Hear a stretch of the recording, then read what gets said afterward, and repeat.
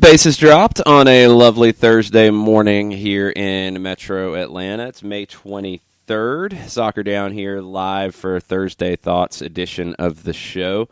If you have Thursday Thoughts, whether they are comments, whether they are questions, please share them with us on Twitter at Soccer Down here. We'll dig into those as we go this morning. A couple bits of show business.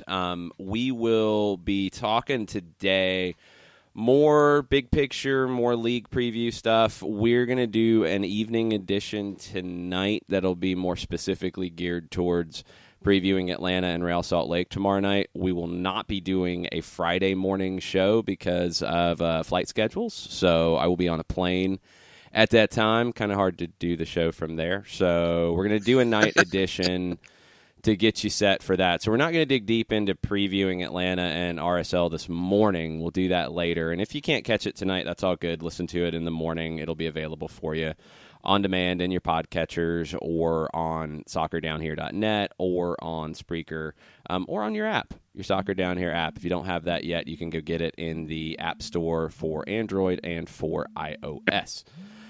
Big news last night, John, with Atlanta United winning some awards, and the team won Sports Team of the Year at the 2019 Sports Business Awards.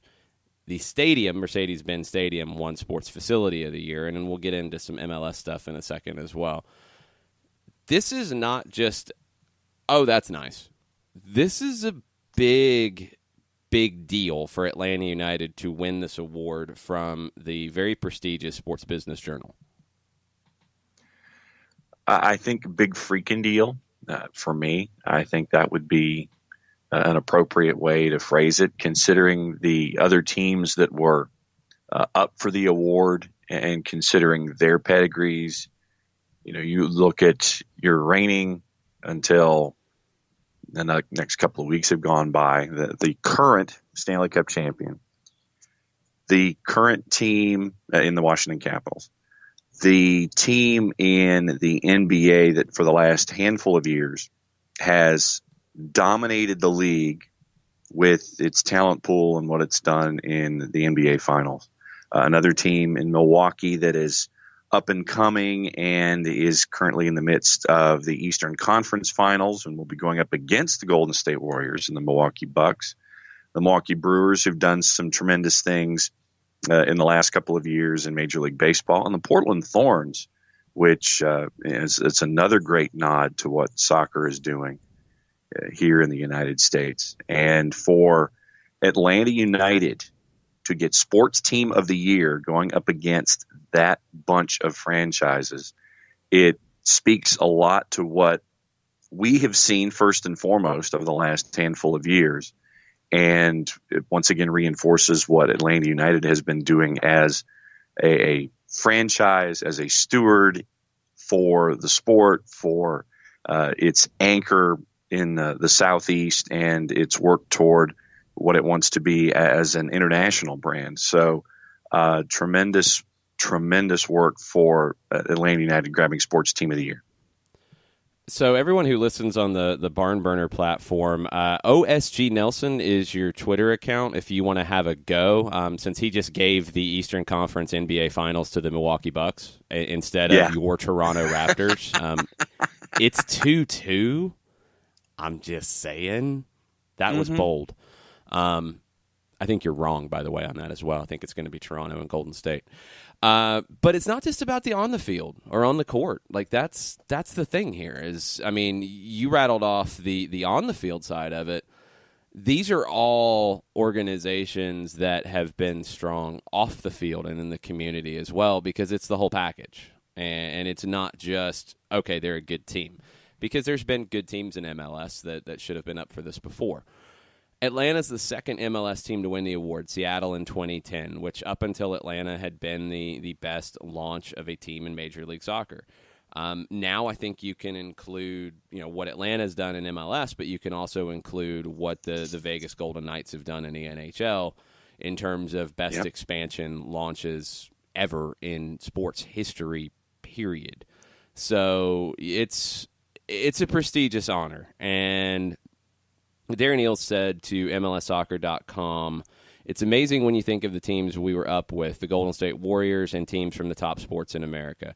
It's humbling and a real credit to our fans. They're the reason the club has been the success it is. I can't thank them enough. It still boggles my mind how many fans we get to turn up week in, week out to watch the games. 2 years in, there's a long way to go, but it's been a fantastic start for us." And now you have to continue pushing. It's easy when you start slow because there's always another short step ahead of you. It's hard when you start like this, and it's, okay, where do you continue to push the envelope from here? And Atlanta United is continually trying to do that in a lot of different ways. So this is a really big deal for a soccer club to be in this category and in this type of company. No NFL teams were nominated for this part. So also credit to the Portland Thorns of the NWSL for being in this conversation as well. 2 NBA teams and 2 soccer teams. And I think it shows something that I've said for quite a while is I do think that over the long haul, and this is a generational road for this to happen, and it's also going to take a lot of time. I think soccer and basketball are going to dominate sports in North America. I think that's where it's headed. You will have your NHL, you'll have your baseball. It'll be a little more regional, but I do think soccer and soccer globally, including your MLS and your NWSL conversations, and the NBA are going to dominate sports in this neck of the woods. I think that's where it's headed, and I think they're the ones that are pushing and developing and growing and really changing the way sports business is done. So all the congratulations to everybody involved in winning this award from Atlanta United. It is a really big deal, and it's great to see them get the credit that they deserve. And the on the field gets a lot of credit and a lot of attention, obviously, because that's why we are all involved in this stuff. But the off the field and all the man hours and all the blood, sweat, and tears that have been put into this from before April 16th, 2014, when the team was announced, before you had a name, before you had players, before you had a technical staff, an academy, all that type of stuff. All of that work is what gets you to this. And I know how much it meant to everybody in the front office. So congratulations to everybody for being recognized in the way that they definitely deserve.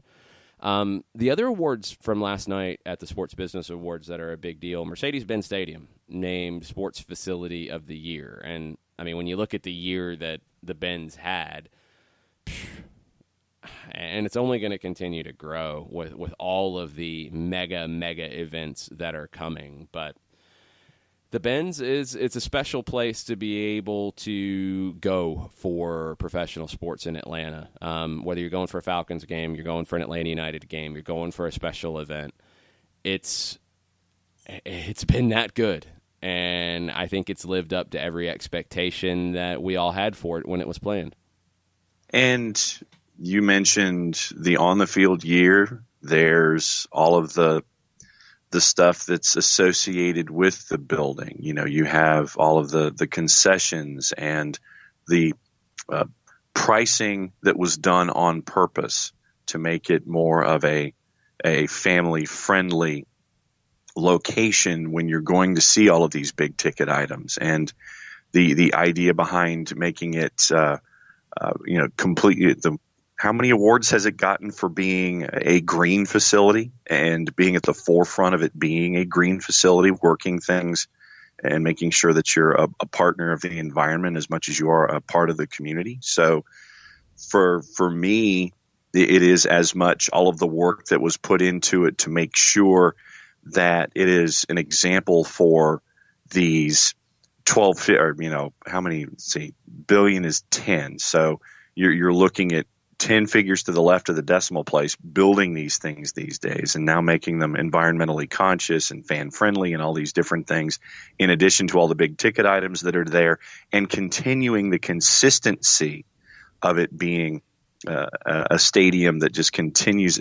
What event do you want? We'll turn it out. We'll do it this way. We've done it this way. We have a certain way of doing things. And doesn't matter what the event is, Mercedes-Benz is just right there at the forefront, both in development and in execution. The other big one from last night is Don Garber winning Sports Executive of the Year. And for whatever reason, it seems like soccer people want to trash Garber, and I have no idea why. When he is recognized in this type of company, beating out NBA Commissioner Adam Silver, I mean, that's massive. Also beat out ESPN's Jimmy Pitaro, Fanatics' Michael Rubin, Fox Sports' Eric Shanks.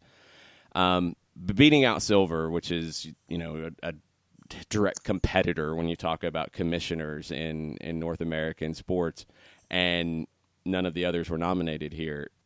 That shows the respect that Don Garber gets maybe outside of the soccer world and what he's done to elevate Major League Soccer. He is the second commissioner in the league's history. He's been there for a long time, and he's overseen a league where he came in and had to make the decision to contract the Miami Fusion, Tampa Bay Mutiny, and go back to 10 teams in order to grow. Made that difficult decision. Also, and it's kind of funny because I think a lot of the soccer talk about Garber is that he's not a soccer guy. He's the one who got rid of the shootout. He's the one who got rid of the countdown clock. He's the one that pushed the league towards international standards in the way the game is presented on the field. But he's also one that has allowed the league to be, I think, an innovator and bringing in VAR as early as it was and being involved in testing and all of the different things that the league has done to try to push the game forward. I think Don Garber has been the perfect commissioner for this league. A very open-minded sports executive who, yes, had experience with NFL Europe and in the NFL, and he's been able to use that to benefit Major League Soccer, and he's also been very respectful of a sport that, was not his first sport. But I don't think Major League Soccer is where it is today without Don Garber leading the way. I really, truly don't. And it's going to be a very difficult thing when Don Garber does step away from Major League Soccer. And he just signed a new deal, a 5-year deal. I think that'll take him through, I'm not sure where it picks up. It'll take him through 2023 or 2024, depending. Does he continue on after that? Probably not. And now you're creating that succession plan and figuring out, okay, what's going to be left on the table for whoever comes next, and are they going to be positioned for that success? Don Garber's done an amazing job. Has he done everything perfect? No, because no executive can. It's impossible to, and it's an incredibly unfair standard to expect that. Adam Silver's made mistakes. We're not going to talk about Roger Goodell because we'd be going on forever. We're not going to talk about the different mistakes that Major League Baseball has made over the years as well.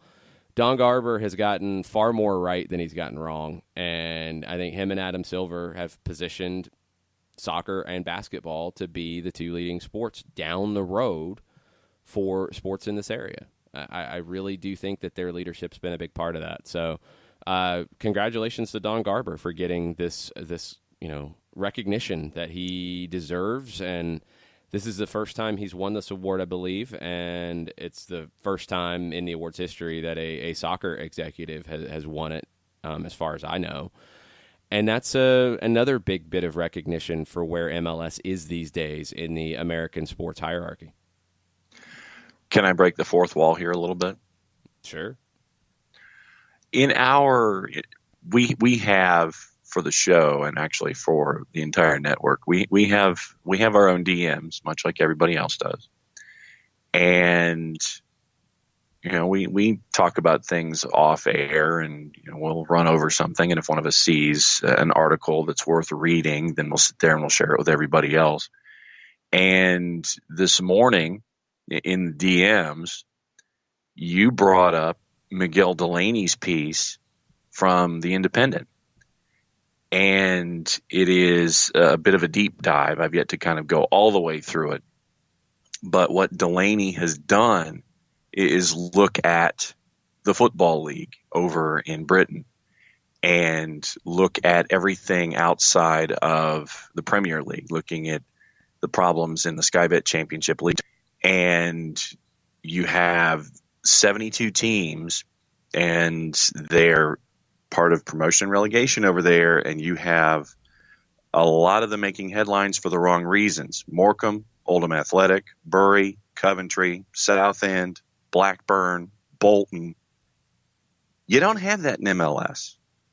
And it's because of what Don Garber has been a part of as commissioner, making sure that the structure is set in a way where everyone's looking, the league is looking after itself, and everyone's looking at everyone else, and you're on even footing, and you're doing things so you don't have a situation like you have in England. And Garber deserves a tremendous amount of credit for having the structure being what it is. Yes, I know that some teams don't invest at the level of others, but the principle of making sure that the league, after contraction, has gone forward, and now it is a desired place to be for those who want to get into sports ownership and those who want to be stewards in their community.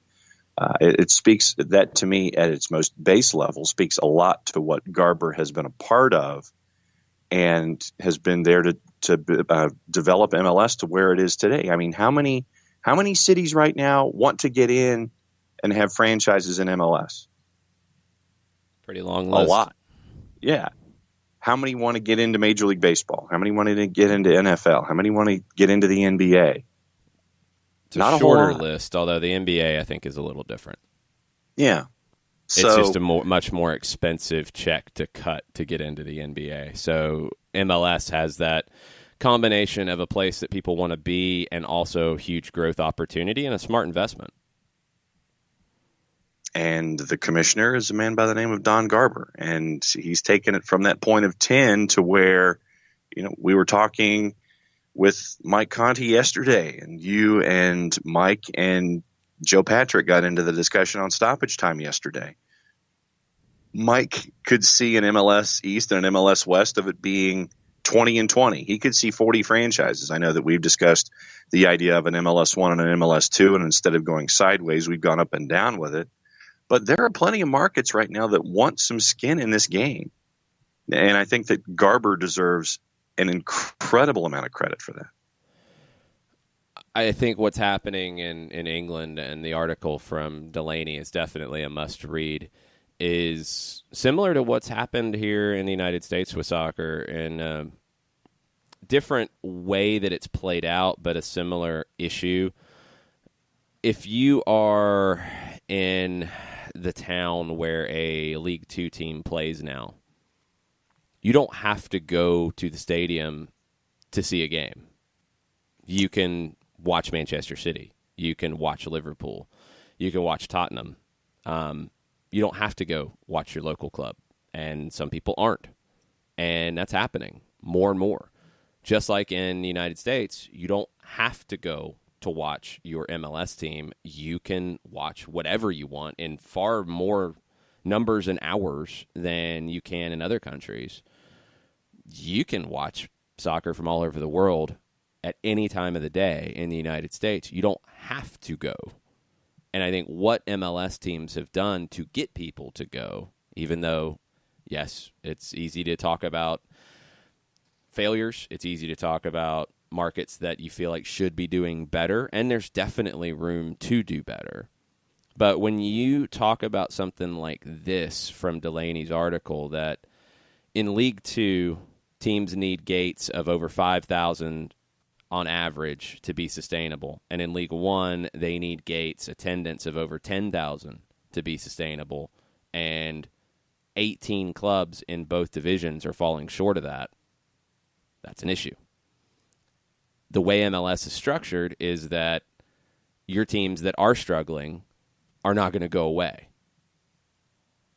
That shouldn't happen again. You should not see another Miami Fusion or Tampa Bay Mutiny. Chivas is a whole different conversation and far more complicated and essentially rebooted as LAFC, and that's a 30 for 30 on a different level. That was more, to me, it's a little bit more of an ownership issue than a business issue of soccer's not working and things have to change. MLS is structured to support the teams that are not doing as well. So you don't have these issues. You don't have a Bolton. You don't have every other team that we've seen. Bolton's just the latest.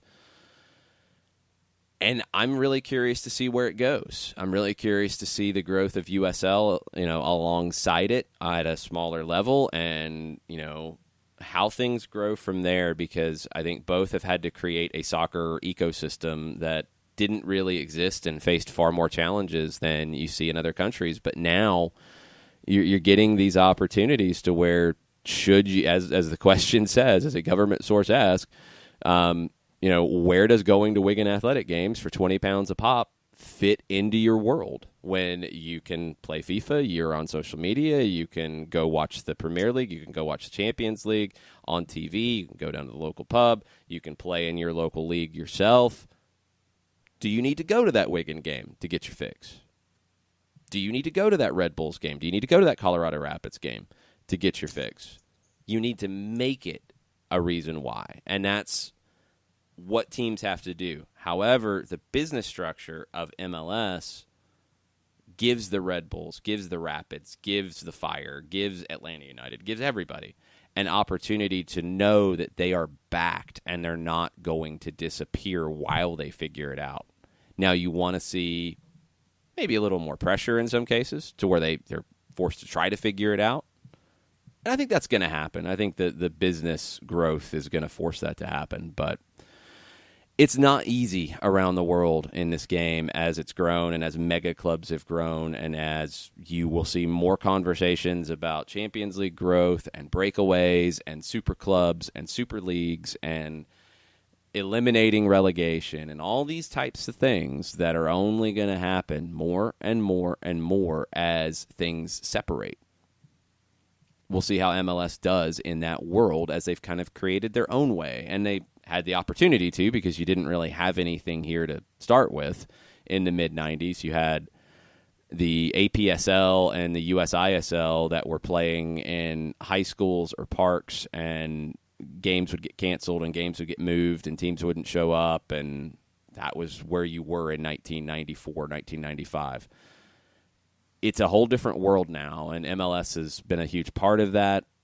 Don Garber, when he came in, took over from Doug Logan, who did a lot of work to get it started and was the right guy to get things off the ground.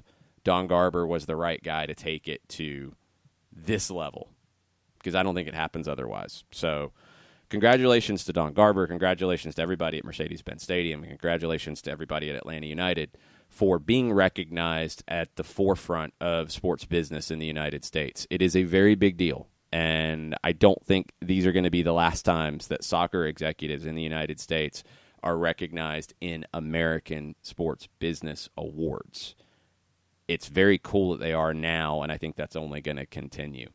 Let's take a break. We'll come back. We'll take some questions from you guys, and we're going to talk more about MLS history and legends with Chad Marshall, one of the greats, announcing his retirement yesterday. What does it mean for the Seattle Sounders in 2019? We'll get into that. But where does he rank in Major League Soccer history and that heritage of MLS that now you're about to get into year 25? It's a time to kind of look back at these types of things, and we'll ask the question, is Chad Marshall the best defender in MLS history? We'll talk about some of those contenders right after this.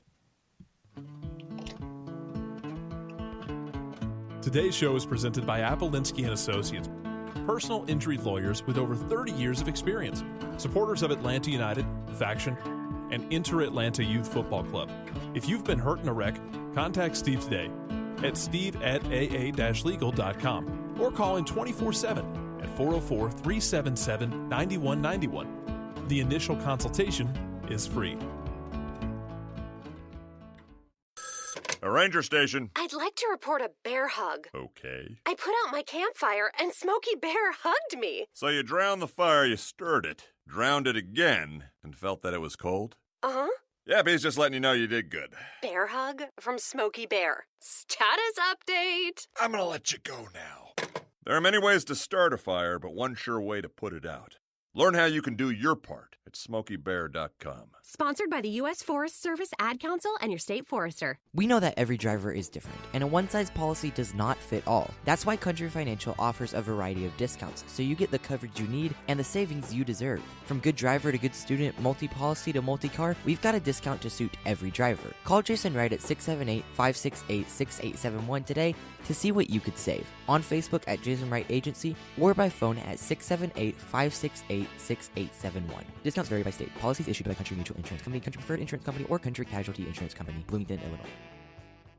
Every hiring manager knows that a company is only as good as the people it's made from. So where do you find the best people? That may surprise you.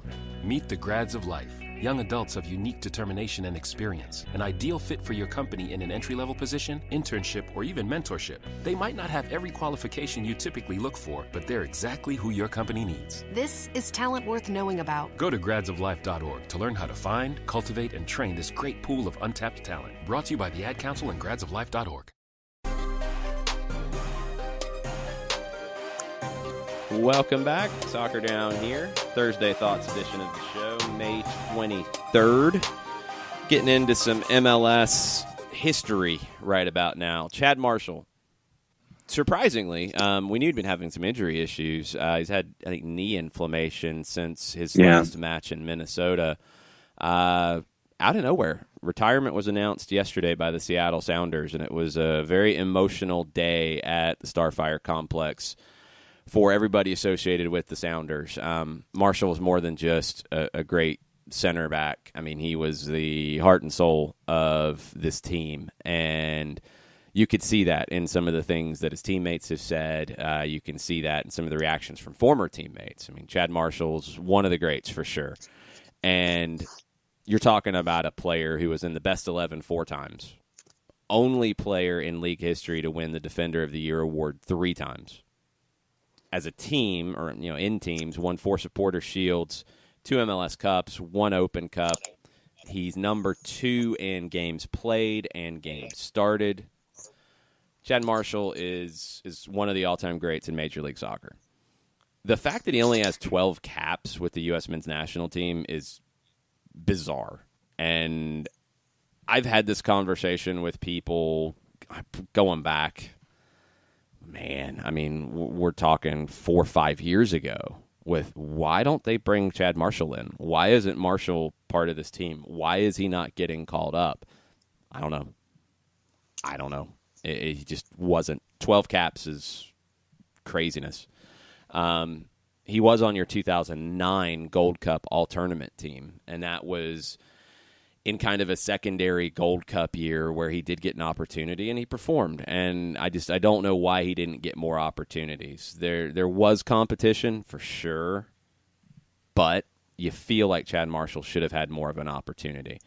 I'm going to read a quote from Bobby Warshaw in his piece, and we'll talk about it here a bit. Bobby Warshaw said, "You can argue there were better defenders in their primes. Eddie Pope, Carlos Bocanegra, Jeff Agus, Robin Frazier, Lubos Kubik, Ryan Nelson, and Jamison Olave would be in that conversation. You could point out that other defenders were similarly consistent over a span of years. Bobby Boswell, Michael Parkhurst, Jimmy Conrad, and Todd Donovan come to mind. You can't find a defender in MLS history, though, who was as great for as long as Chad Marshall." It's pretty hard to argue that. I would put Eddie Pope in that conversation among the best center backs in MLS history. And in terms of center backs, I would keep it more to the center back conversation. When you talk about best defender and you include outside backs in it, you're talking about some wildly different skill sets. So what a Jeff Agus has brought to the table is just so different than Chad Marshall. I would almost separate it there. But Eddie Pope was the first. And for those of you who didn't watch MLS in the early days and didn't watch the U.S. men's national team at this time, Eddie Pope was the gold standard at the beginning of the league. I mean, his rookie professional year was 96. He was a rock for those early DC United teams. He was a rock for the national team. just an incredible center back who made the decision to stay in MLS. He had opportunities to go to Europe, and it was a different time, and he decided not to do that, and he wanted to grow the game in the United States, and he's done that in a variety of ways off the field as well. Eddie Pope's really one of the good guys in American soccer, but he was the first, and you could honestly say, and it'd be hard to argue, that when Eddie Pope retired, it was Chad Marshall who picked up that mantle as the guy. And he's been the guy for, his whole career.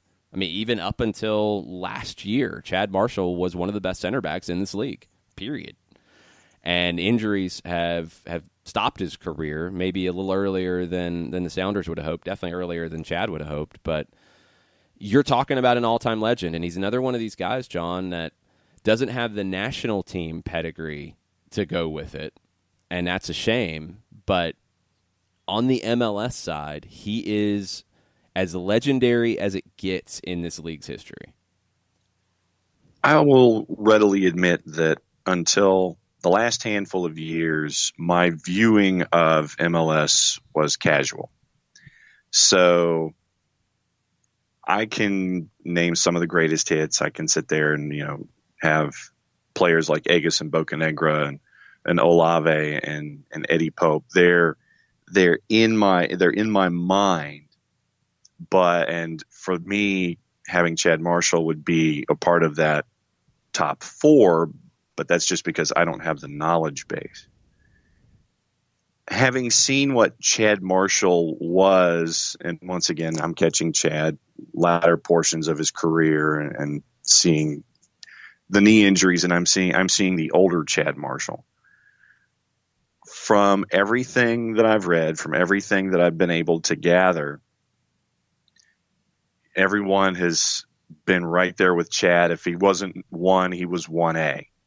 And that falls in line with what you were saying about Eddie Pope being number 1, then Chad Marshall would be either 1A or number 2 or whatever.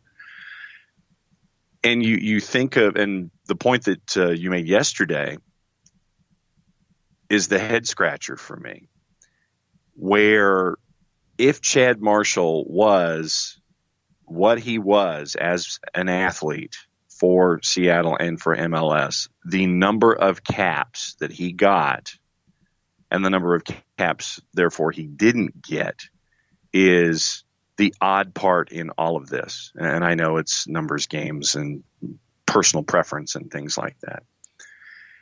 And to see the latter stage career Chad Marshall and how he was the anchor for Seattle back there, for me, it was a very short-term appreciation, and Gwen is a big Chad Marshall fan as well. She likes solid But defending. for me, yeah. So for me, it's a very short sample size, but in that short sample size, I got it, even though, there were the injuries and things like that for Chad Marshall. So I understood in a very short period of time what Chad Marshall meant to Seattle and what his place was in MLS. But the lack of call-ups for me, for any individual that you sit there and you point at and you go, okay, well, why didn't this person get more call-ups? That for me is always going to be a question when you have a quality athlete like a Chad Marshall. Well, when you're talking about longevity, and it's something that Eddie Pope did not have, the two center backs who are comparable to Chad Marshall are Drew Moore, who has been very good with Dallas and then with Toronto and with Colorado as well, and Bobby Boswell, who was part of strong teams in D.C. and then in Houston, went to back-to-back MLS Cups. Those are guys who are in the same realm in terms of games played and games started as Chad Marshall. As Warshaw said, there are other guys who, in their prime, may be better individual players. Carlos Bocanegra went to Europe, didn't play as many games in MLS as the rest. Jeff Agus had a long career before coming into MLS. He didn't go as deep into an MLS career. Same with Robin Fraser. Robin Fraser is one of the greatest all-time American defenders that you're going to find, but a lot of that was pre-MLS. Guys like Olave and Nelson and Kubik spent a lot of time in other leagues around the world. So Parkhurst even spent time in Europe, and he didn't spend his whole career here. But Michael Parkhurst is another guy that will be in this conversation when his career is done. Jimmy Conrad did get some of those caps, and he will be in that conversation. Todd Donovan on the outside, same thing. Boswell, Moore, Marshall, Pope are the ones that I kind of keep coming back to as best ever center backs in this league. Parkhurst will be there when his career is done. He'll be in that conversation too. In terms of the national team side, I mean, you look at who was beating Chad Marshall out. Carlos Bocanegra is one of those guys who was beating Chad Marshall out for caps. It's probably around that 2010 to 2014 era that you feel like, man, couldn't there have been some more opportunities for him in that time? Because he came up through the U20 side. He played for the U23s as well. He played at the 2003 U20 World Cup. So he had been in the youth national teams. It wasn't like he was a complete late bloomer or anything like that. Got his first cap in 2005, March of 2005. So it was probably too soon for him to be part of that 2006 World Cup squad. He was part of the 2009 Gold Cup team, received his first cap since 2005 then, and this was under Bob Bradley. Played 5 games in the tournament, all-tournament team. 2010, he was part of the preliminary roster for the 2010 World Cup, but he did not make it. 2014, hadn't even been part of the mix. Jurgen Klinsmann never called Chad Marshall in. Not one time. Shocking. Just absolutely shocking to me.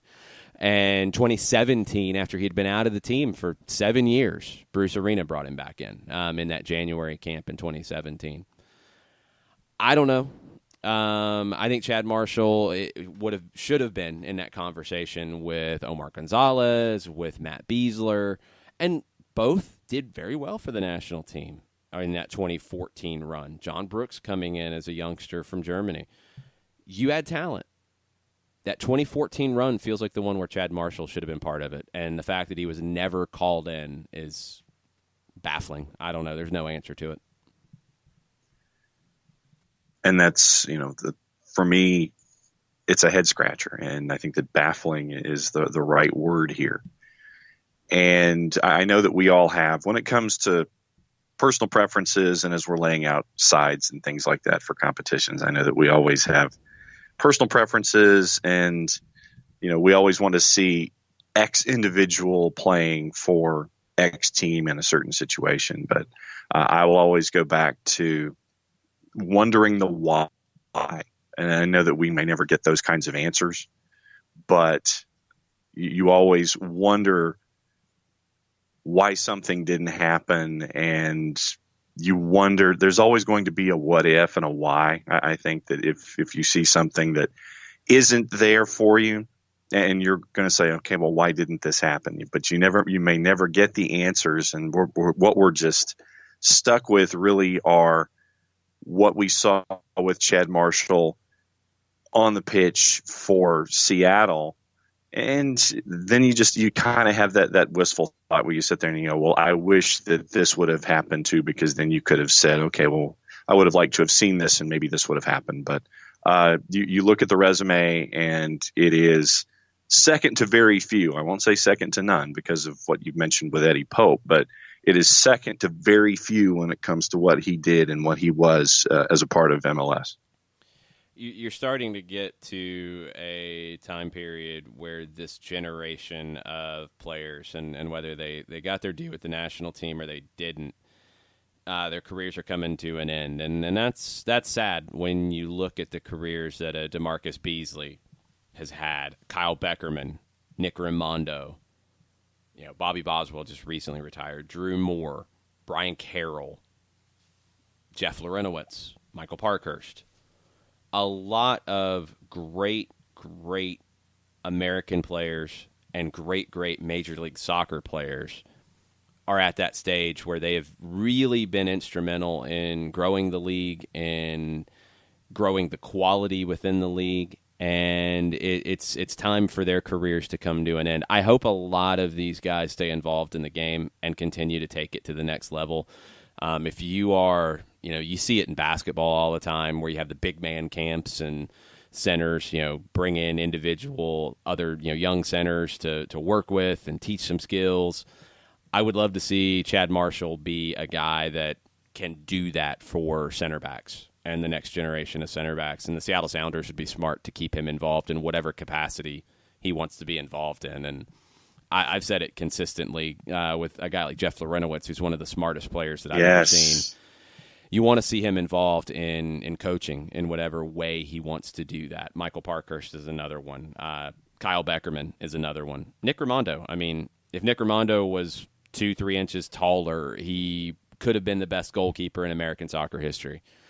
Never got those opportunities because of his height, and he overcame that to be probably the best goalkeeper in Major League Soccer history, and a guy that if he had been called upon in a Gold Cup final in a huge match with the national team at a World Cup, you wouldn't have hesitated and you wouldn't have worried about it because he's that good.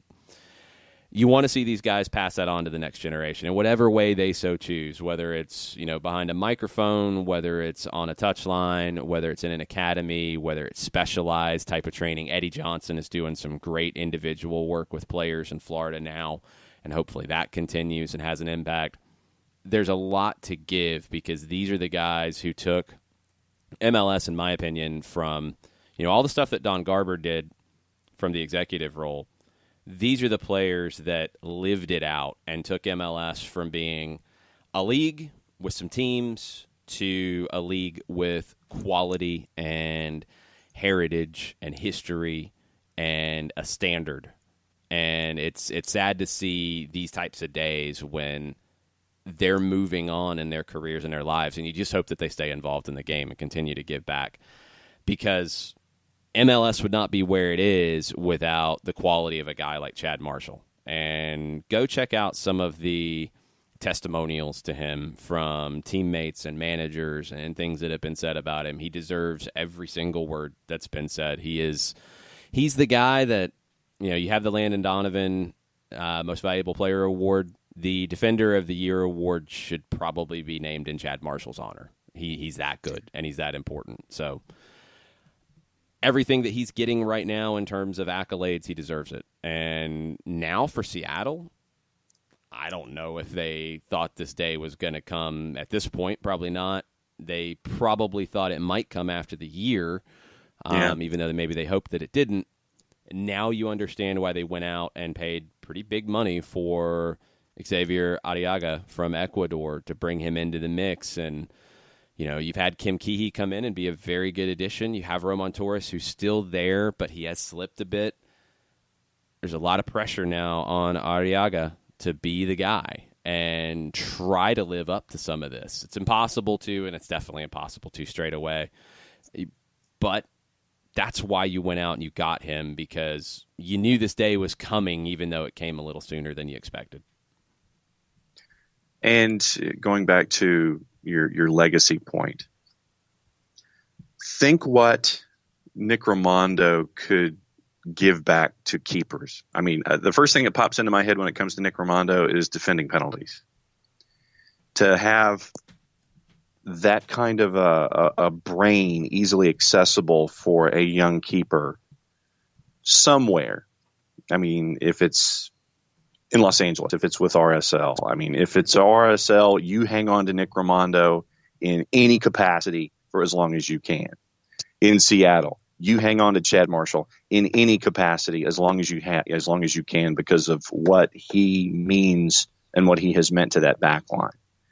And Atlanta United, you hang on to Michael Parkhurst and you hang on to Jeff Larentowicz as long as you possibly can. I would love to see the day when you have those two with an academy, or in whatever capacity, whatever coaching, consulting capacity you think, to have those kinds of assets in your organization can only help benefit things generationally going forward, because it's what we always say about history. If you don't attach yourself to it, then it's lost. And the last thing you need to do is lose that kind of knowledge and lose that knowledge base and turn it into an appreciable asset and sit there and it's like, look, we have these guys who are here, whether it's Chad or Michael or Jeff Lorenowitz or Nick Raimondo, and they can really help everything going forward. But where Seattle is, I mean, I would hope, and I'm fairly confident that this is the case, is that, you know, after a little while, Chad's probably going to wander back to practice and kind of hang out. And I would hope that everybody that is in those kits will go to him for advice, especially in a stretch run in a very competitive Western Conference, and, you know, pick his brain about, okay, well, what did you do here? What did you do here? What did you do here? Because once again, if you don't go after those assets and ask them questions, then all of that information and all of that mindset and all of those opportunities to better yourself, and I'm not just talking on the pitch, all that stuff is lost. And you can't afford to do that. And you shouldn't afford to do that, because you have a guy like Chad Marshall. You can sit there and say, look, I need your help. What would you do here? To have that kind of a reference point it's invaluable. We'll get into some of your Thursday thoughts right after this, and then Felipe Cardenas will be joining us from The Athletic at 10 o'clock, and we'll get his thoughts on the weekend that was around the league. Hang out with us. We'll be right back. As a business owner, you know that every year brings new challenges and opportunities. The success of your business demands expertise and focus, and Country Financial can help you keep that focus by helping ensure you have the right insurance protection in place to meet your goals. Jason Wright can help you create a customized insurance plan that has coverages designed just for your business. Give Jason a call at 678-568-6871 or reach him on Facebook at Jason Wright Agency. Coverages vary by state. Policies issued by Country Mutual Insurance Company, Bloomington, Illinois. Got issues with youth or high school sports? Positive Coaching Alliance can help. PCA is a national nonprofit working to transform youth and high school sports so that every child has a positive character-building youth sports experience. PCA provides live and online workshops to train double goal coaches whose first goal is winning and whose second, more important goal is teaching life lessons through sports. PCA also has workshops for parents and high school student athletes. For more information, please visit positivecoach.org.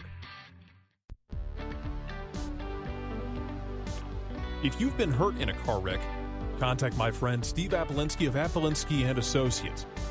He's been representing individuals for over 30 years throughout Georgia and Alabama. Email him at steve@aa-legal.com or call him 24/7 at 404-377-9191. The initial consultation is free.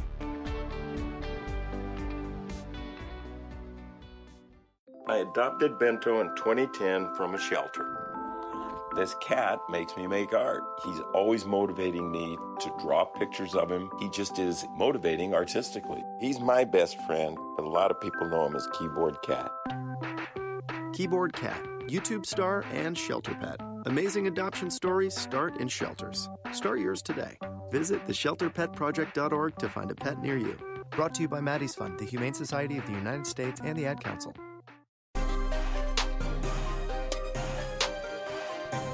Welcome back. Let's get into some Thursday thoughts. I had one real quick from Christopher Abel, and it's a good either or. Which player do you think should be a bigger American soccer legend? A player who has a great club career in MLS, or a player that never plays in MLS but becomes a national team legend? I'd go with the former. I think you have more of an impact if you have a great club career in MLS on American soccer. And I think they should be a bigger American soccer legend. I think a player who is a national team legend and maybe doesn't spend their whole career in MLS is the bigger American soccer legend. I just don't think that's necessarily the way it should be. Yeah, and I mean, if you think about the discussion that we've been having this morning about franchises and community impact and impact as a player on not just a team, but on everything around you, then I would go with the former as well. What else we got on the timeline? The Nate is home. And so since we retweeted that, Ric that would Flair be is Ric home Flair for people, yes, that might not know. Yeah. Yes, Ric Flair is back home after his procedure. So but that was a big thumbs up from us, and a lot of folks have liked the fact that we retweeted Ric Flair's tweet after he left the hospital. Let's see. Let's start with an easy one from Daniel Price. He says, "Let's start this day out slow. How you guys doing today?" Good. So there you go. We're going to go with that. HLUTD fan number one, after Christopher Meister said that Atlanta United fullback Jose Hernandez was with the Venezuelan national team in Florida as a guest today. Joseph Martinez obviously is still with Atlanta. The quote from HLUTD fan number one, "I really do not understand the situation with Hernandez and Atlanta United. In a word, his time here has been baffling. He seems not to be getting any playing in either team, and then he shows up as a guest in camp. Hashtag really." And he would love to hear us discuss this on Thursday Thoughts. He's intrigued to hear our thoughts on this. Well, I think, one, there's overreaction to the fact that he's a guest in Venezuelan camp. He's not part of the roster. He's a guest. It's because he's not playing here. And I don't know what the situation has been. I know it took him some time to get adjusted to the United States, and he was kind of in and out of the team last year. He had some nagging injuries as well. Performances for Atlanta United, too, have been so-so. Nothing spectacular, and he hasn't been getting consistent playing time, I would assume, because others have been beating him out. And that's just what happens sometimes. He came from a very strong U20 World Cup run with Venezuela and just has never been able to build on that here. These things happen sometimes. Sometimes it's the wrong fit. Sometimes it's the wrong club. It's the wrong style. Sometimes it just doesn't work. It's the wrong environment around him. It's just not where he's comfortable. And that happens at no one's fault. It might not be Jose's fault. It might not be Atlanta United's fault. It might just be a bad fit. And you got to think, too, he came into a club that had Greg Garza, Mikey Ambrose, George Bello on the way. Now, a club that has added Breck Shea into that mix, and Michael Parkhurst has started picking up time at left back. He has not earned the time. You know, I think if he was the best option at left back, you would have seen him at left back. And it's just not happening. So the fact that he's been brought in as a guest, that doesn't mean anything. That doesn't mean he's part of the squad. That doesn't mean Venezuela sees him as a national team player. It means he's there to make up numbers in training. And he's available to do that because he's not in the mix right now. I would love to see him get in the mix because, again, he came in with a great pedigree from the U20 team in Venezuela and a great World Cup run for them, but it just hasn't worked out here for whatever reason. And for me, I had always attributed it to it being A, a numbers game, but B, based on productivity at practice. And, you know, if you have other guys beating you out, then you're not going to be on a part of an N18. And so I was just looking at it strictly from that kind of a face value as to why he wasn't a part of either Atlanta United or the twos. And just I'm looking at things pretty much just on that initial look-see when it comes to all the information that's put in front of me. Joe Bost, good morning, guys! ! Hashtag Thursday Thoughts. I'm kind of feeling that I'm not going to freak out about Atlanta United not being what we've expected. Hopefully we're a playoff team and PT gets his game going. We have talent and we have a great front office and fan base. Let's just support him. I don't understand the mentality, and Joe's not the only one to say something like that. I hope we're a playoff team. Guys, 6-2 in the last 8. You're giving up the second fewest number of shots in a match, period. This is more than a playoff team. I think that part has been answered and is done and dusted. They're not scoring as many goals, and Mike Conte had some great points yesterday on stoppage time that at this time last year, you were getting penalties. You were getting fluky own goals. You were getting goals from set pieces. You're not getting those right now. You're not converting at the same rate you were on your chances either. But you're not getting those other types of goals as well. But you are far better defensively.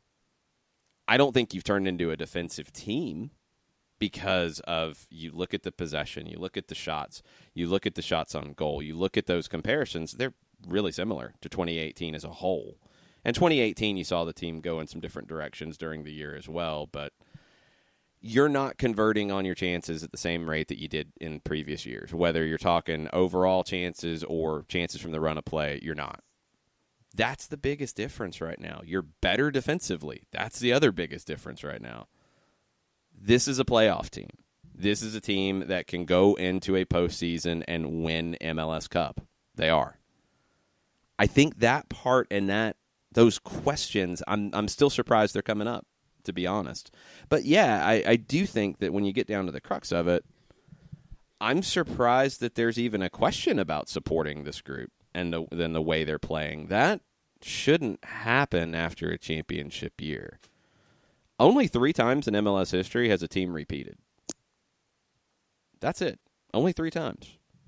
The Houston Dynamo did it in the middle. DC United did it in the first 2 years of the league. And the LA Galaxy did it in 2011 and 2012. That's it. It's not easy to do. The league is designed to give more teams an opportunity to win every year than most leagues around the world.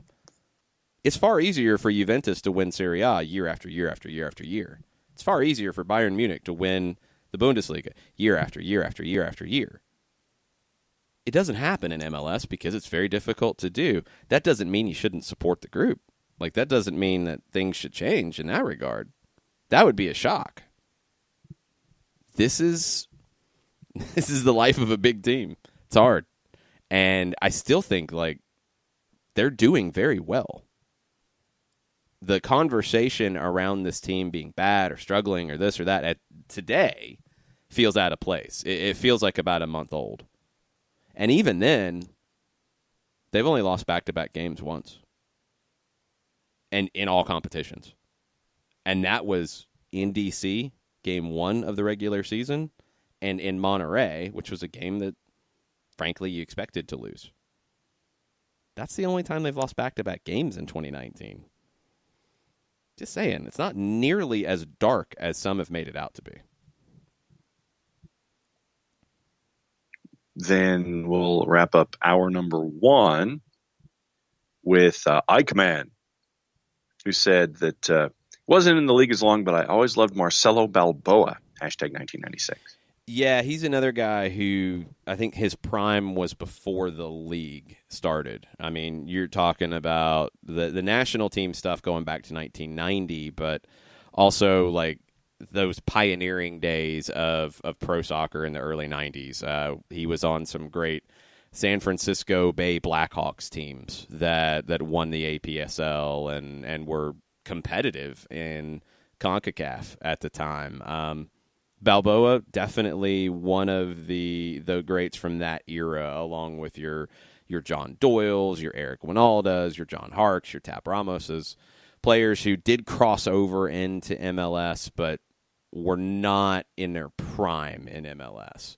That's a whole different conversation, and there's definitely players in that era that don't get talked about enough. A player like Desmond Armstrong, great outside back, ton of caps, didn't make it to MLS.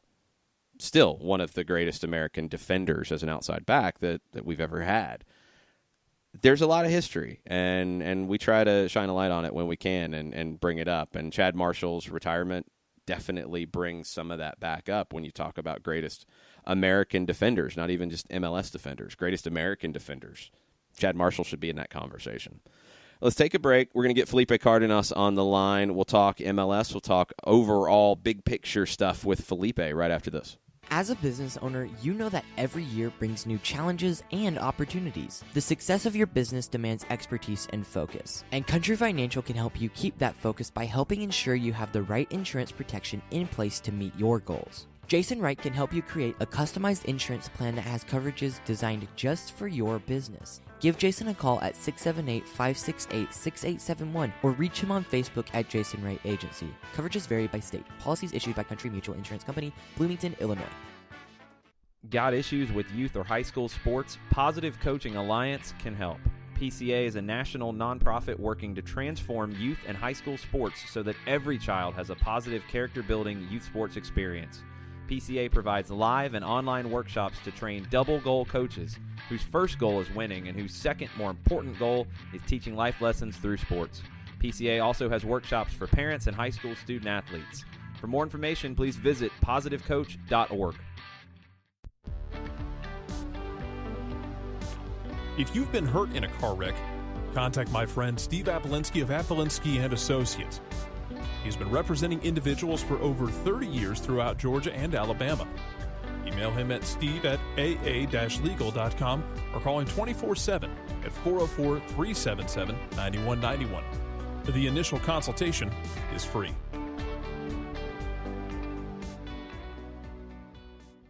I adopted Bento in 2010 from a shelter.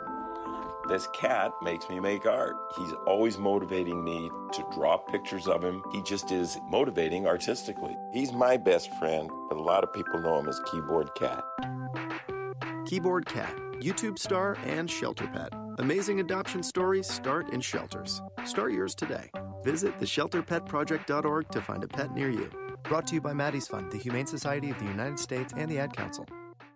You're listening to Soccer Down Here daily on SDH Networks, a division of OSG Sports. Find us at Soccer Down Here on Facebook and Twitter. The time is now the top of the hour. Peep, y'all.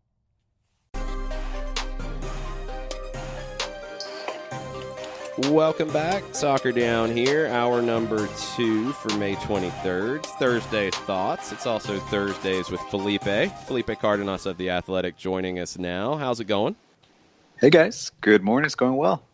Thanks for filling in for me last week with crazy travel on 92.9, first off with Dukes and Bell, and then doing the interview on our Thursday Stitched Together show while I was trying to catch a couple hours of sleep. Yeah, that was an interesting week. I think that was the same week that we did kind of like an impromptu pod with Doug Robertson, too, at training. And so that was kind of out of the blue, and that was another fun little round table that we did at Atlanta United training. So it was a good week. Happy to fill in whenever you need it, Jason. It's been crazy schedule-wise here lately for Atlanta United, and I think it showed some on Sunday at Red Bull Arena. What are your thoughts now that we're a few days away from it? And I think the hot takes that have been all over the American soccer universe have maybe died down a bit. What were your takeaways from that performance Sunday? Well, obviously I wrote about it, and I was very,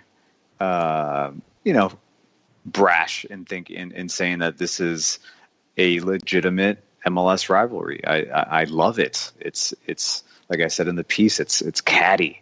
It's a little passive aggressive at times, and every game is worth watching. And I think the reason why it's a rivalry is because of what the two clubs represent for this league. It's not based on proximity. It's not really anything but two teams that want to be the best in the East and want to be the best in the league. And that's where all this animosity and the chippiness, that's where it's all coming from, because it's two clubs that want to really defeat each other, because they know if they get a leg up on one another, they're going to be either, top of the East or making their way, to MLS Cup. So I think that's what it was really defined on Sunday. It was pretty reckless as far as pace was going in the first half, but it was entertaining.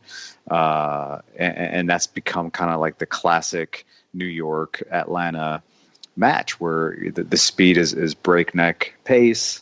It's not sometimes the most technically, gifted type of performance from either team. And I think that was the case on Sunday as well. But I think that also says a lot about, where these two clubs are. Armis was missing a lot of, premier marquee players, defender of the year in Aaron Long. He did not have Bradley Wright Phillips. And so that changed, how he had to put his team out. And honestly, yeah, they pressed. But they also conceded a lot to Atlanta United. And it took a little bit, but Atlanta United, they settled in. And they had some stellar performances, I think, in the first half. I highlighted Darlington Nagbe as once again proving that he's one of the best midfielders in his position in this league, in America. He's a press-resistant midfielder that really was key for that first half. Now, in the end, we go back to what kind of some of the frustrations have been with Atlanta United. They were unable to really capitalize in front of goal. They had a man advantage, and that didn't necessarily help them. I think everyone has really talked about that. I've heard you and Mike, Jason talking about how that may have been, a detriment to Atlanta's performance. Luis Robles, the goalkeeper for the New York Red Bulls, spoke after the game that when they went down a man, and what happens to teams when they go down a man is that it offers a lot of clarity in what they're going to do next. Yep. Because they only know one thing what they're going to do. We're going to counter, we're going to bunk, we're going to counter. We're going to withstand, the barrage that Atlanta is going to give us, and we're going to counter. And so they did it, and it took one moment of brilliance. Honestly, it was a gorgeous ball from Royer, and I think a header from Barlow that isn't getting enough credit. I think it was extremely difficult finish for him, and I think it wrong-footed Brad Guzan in a weird way. I think he was, Brad was kind of caught in no man's land from the service, and then the header wasn't, it was kind of textbook, but it didn't have a lot of pace, but it just kind of wrong-footed him a little bit. I think Guzan was wondering where my defenders are, what's going on, and that's the game. So, yeah, I think to your point, and I'll finish with this: the team, when I saw yesterday, there is fatigue. They are tired. It's been a lot of games. It's been a lot of travel. I think that played into some of that second half performance against New York. I think I saw the guys coming out of training yesterday. Some heavy legs. Once they got into, the bulk of the practice, I'm sure they woke up a bit. But Julian Gressel, I think Doug asked him right away, "How are you feeling?" And he was like, "I would be lying if I told you that I feel great." So they're probably looking forward to ending this stretch. You mentioned this stretch, Felipe, and it is really, when you look at it from 30,000 feet, what they've been able to accomplish with a lot of matches in a very short period of time. I think that sometimes that gets lost in the shuffle of immediate results.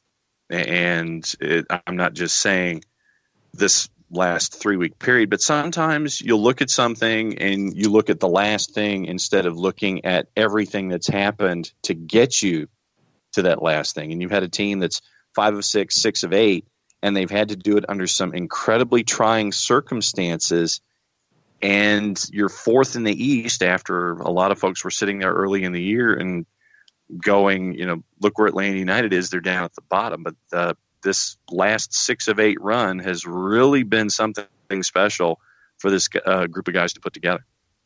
Well, yeah, absolutely. I think it's not an excuse, the fatigue and the stretch. It's not. It can't be viewed that way because they have won games. They won 5 of 6. They didn't concede any goals. Now the performances weren't great, and I think that should also not be overshadowed. But this has been really tough. I'm wondering what Frank de Boer is thinking when he's at home and laying in bed at night and thinking, wow, like MLS, this the travel is crazy, and that happens to a lot of players and coaches, especially new players that come into the league. From South America, let's just take an instance from South America. They're used to traveling like an hour and that's it, and we're talking about like gigantic countries, but still it's just like, it's not this cross country, type of travel that MLS players have to deal with. And like, I think sometimes like put yourself in, like when you travel from, let's you go cross country, you go internationally, whatever, like anything over 5 hours, when you get off the plane, very few people are just like, I can't wait to just like run for 90 minutes. Like you need to get like, it's tough, and players, professional athletes are the same way. They need to kind of be back in their routine. They need, their own food, their own bed. They're humans just like us. And so I think that we saw some performances that weren't great in that stretch run, that MLS record breaking stretch run. But yes, John, to your point, I don't think it can be minimized that they played a lot of games, and now they can kind of put that away after this, match on Friday. And I think then, heading into the international break and beyond is when you really do have to expect the team, especially let's say like offensively, like in the attack, to start to figure things out. I think they'll have more time to even if it's just in film study, to break down some film and like look at how we can change things. But yeah, I think I was listening to the show before I jumped on, and it's okay to criticize a team that everyone wants to be great, and it's okay to expect more from one of the best teams in this league anytime that they're on the pitch.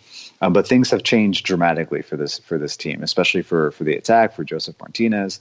A lot of times when he was getting those goals that Mike Conti was referring to, they were up on teams like 2-3-0 already. Mm-hmm. And so it made teams come out. The teams had to like abandon, their game plan, and then Atlanta just ate them up. And so that's not happening because they're not getting up on teams, and teams are like, hey, our game plan's working. Like, let's just keep it going. Let's frustrate them. And so I think that's the biggest point of concern for the technical staff to try to figure that one out. Yeah, you're not getting those early goals. And if there's maybe a consistency in terms of an issue, it's been slower starts. And last year, I mean, you go back and look at the numbers, how many goals they scored in the final 15 minutes, and probably even more exaggerated, how many goals they scored late with leads. Yeah. Like with a lead or with even a 2-goal lead when they added on to it. They were the kings of that. They were the kings of putting teams away. Soul-crushing goals, yeah. Yeah, and they're not getting to those situations right now, but they are getting results. And when you look around the league, in terms of teams that have only lost one time in their last 6 games, Philadelphia hasn't lost in their last 6. NYC hasn't lost in their last 6. They've won 4. They've drawn 2. Same with Philly. You look in the West, it's LAFC and it's Seattle. That's it. Vancouver, actually, but they've got 3 draws in that mix. They've been grinding as well. You've got a team this season in Atlanta that I think has shown a bit of that grinding ability that we saw in the postseason that is now playing out early on in the regular season. Yes, and I was definitely a staunch, voice of that when I wanted to pump the brakes a little bit. And this isn't anything against the board. The board has obviously managed the defensive side of this team very well. But I wanted to give credit to the players, not just Tata, but to the players that were part of that shift, tactically at the end of the season, because that's when the defensive, prowess really started to trend up. Was when Tata himself started looking at data, started realizing they were conceding too many goals, even though they were winning, but sometimes they weren't winning. They were being blown out. Like at the end of the season, they were fatigued. And he went to what he called, that aggressive back 5, it was a 5-3-2, but it was still really aggressive. They were attacking, but there was an effort to not concede goals, to be a little bit more conservative. And Tata has always been, I think we can agree, more on the pragmatic side of the school of Bielsa, right? Like he wants to score goals too, but he's not in in Sampaoli's, school of thought where it's just like go, go, go. And I think that started to happen at the end of the season. And so the players came into 2019 under a new manager and a lot of change, already thinking, okay, we were playing a little bit defensively last season and we won a championship. So they know this is a good thing. And you can just look at any league around the world And there are a lot of teams that have won trophies based on, just their defense, just that like stout defense that is really tough to break down, but you can't completely rely on it. And I think that's what I was asking the players last week, because I gave the players so much credit during that stretch, because that is purely like a team effort. Like, you can remove the technical staff from some of those performances, and you could see the players were like, you know what, forget this. Like, screw it. We're going to win this game. We're going to do whatever it takes. We're going to like leave everything here. And even if we, play ugly and don't score goals or score one goal or score a penalty, we're taking the 3 points. And I think that's what they did, but that's really, really difficult to sustain, especially in a league like MLS, where every game, even if you're a favorite, even if you're Atlanta United, you can get a game. You can get a game. You can lose a game. You can tie a game when you were expected to win. And to your point, Jason, about like looking at the Western Conference standings or the Eastern Conference standing, it's like, yeah, it's LAFC and everybody else. And I give credit to Seattle because they've proven to be one of those teams that's really deep. Like, they are a good team. They're always going to be a good team, but they had a ton of injuries early on, and they were able to go to their bench and win crucial games, or at least get some crucial points without a lot of their star players. And then Philly is just like, they're one of the stories of the season, obviously Houston as well. But it's not like all, it makes the Atlanta United story of 2019 even more intriguing as well, because MLS in 2019, there's something going on. Like, there isn't, a lot of teams are scraping by. There a lot of performances are inconsistent. It's not just Atlanta. Here's the interesting thing about it when you start to look at the teams that are giving up the fewest goals.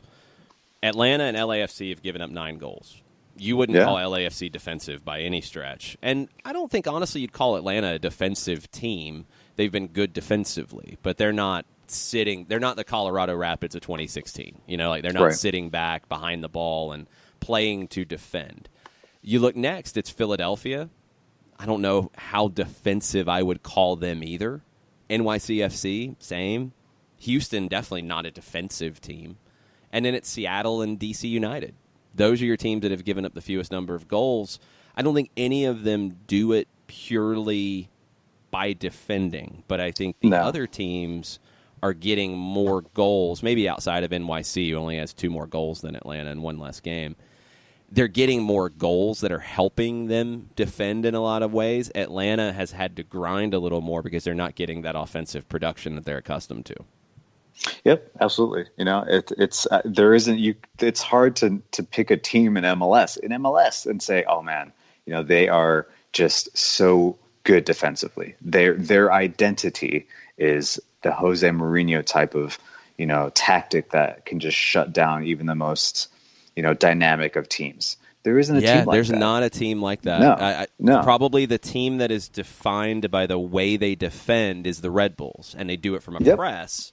But that's it out of the top teams in each conference. It's the Red Bulls are the only team that define themselves by a defensive strategy. Correct. And then and just defensively, it's MLS has been, there's even I threw shade at MLS in 2019. Bobby Warshaw, last year said, that defenders are getting, worse. This is not a total jab at defenders, but it's just defending in general. Was really critiqued and criticized last season because of the amount of goals, and it was even part of Joseph's run. It's like, oh well, the defense just isn't that great in MLS, and I tend to agree. But you look at the goals against in the Eastern Conference, and I agree. DC United at 13, Atlanta United at 9, which is just really impressive overall. But I think that just the play is maybe getting a little bit. I'm going to say better, but teams are just like more aware. And maybe you can say a little bit more conservative in just how they approach most of the games. More tactical, they don't want maybe. Yeah.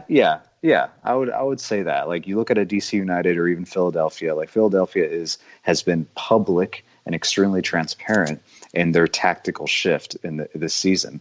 And they want to play. They want to play more attractive, but being compact is also very trendy in world soccer as well. So, yeah, it's an interesting point. And I asked Michael Parkhurst that last week, before, when was it? That was after Vancouver, because he did not travel. So it was after Vancouver.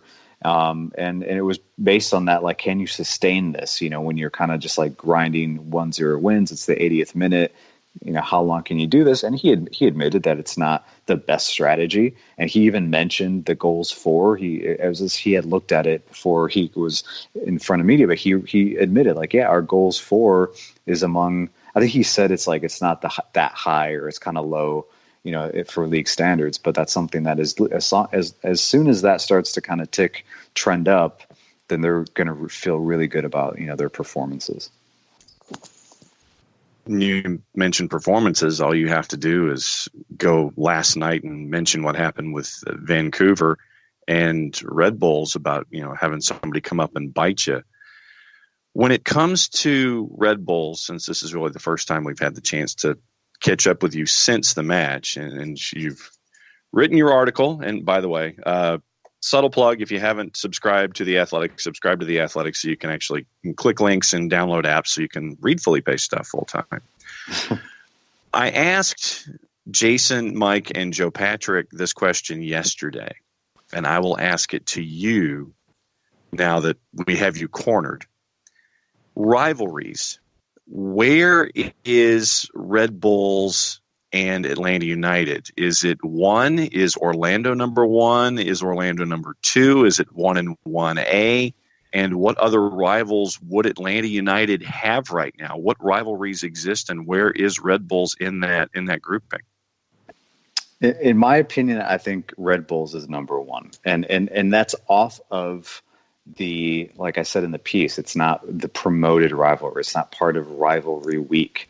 It's just a very intense and chippy game because of the history of, close score lines, trophies, supporter shields, being determined based on the results, the animosity in between the coaches, handshake gate, everything around it is, for me, makes that game much more just intense from an emotional perspective than Orlando. Now, I've always been a proponent. I think I've even talked to you guys about this, back last season.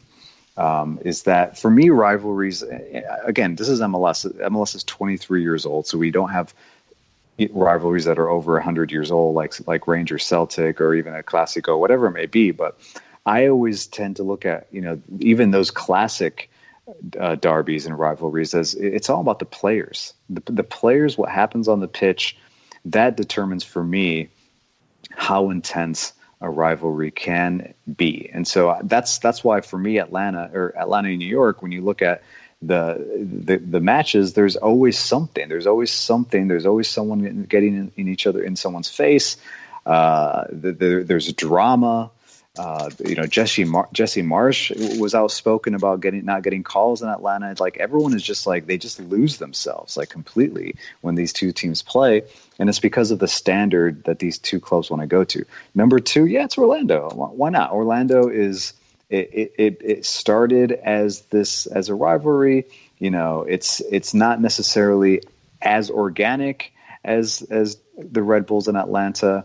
But it is part of rivalry week. There is history, I think, and at the same time, and this goes back to Atlanta, New York.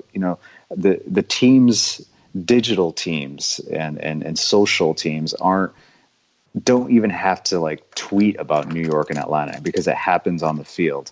And I think with the other rivalries, it becomes this phenomenon of content and banter, which is fine. It's great, but it becomes this social thing, which is very MLS. MLS really wants there to be more rivalries. But after Sunday, I think the New York Atlanta is definitely maybe not for New York because they have DC United and they have NYCFC, which they can resort to. But the players were pretty open as well. This is a rivalry. This is up there. Kamar Lawrence was asked about, you play DC United, and that's been, that's going back to the, MetroStars days. That's a big one. But he was pretty, transparent, saying that this one, the Atlanta game is up there, and it's definitely a rivalry. Yeah, from the Atlanta perspective, I would have probably disagreed before the September game last year. That took it to another level. Then you had the postseason series. That took it to a whole nother level because Atlanta lifted a trophy at Red Bull Arena. Flat out. That changes everything. Yeah. And then you add this match into it and all of the subplots out of it. Atlanta and Red Bulls is the rivalry for Atlanta right now. Atlanta-Orlando is a rivalry, and I think there is just a feel around it. There's a vibe around it. It's different. It's not Atlanta-Colorado. It's not Atlanta-Salt Lake. It's different. But Red Bulls is the one that has the animosity right now. It has it. And I remember, and again, this is what's difficult about rivalries in MLS because it's such a young league. And sometimes you're talking to players. This happened last year with like, for instance, with Miguel Almiron. You're asking him about, a Clásico, Orlando or Atlanta, and he's not being condescending, but he's kind of like, okay, maybe, but because he's coming from a league in Argentina and even in Paraguay where the Clásicos are insane. Okay, they are intense. They have been around for decades and decades. It's nasty. It's borderline violent and it's just not like soccer here in the U.S.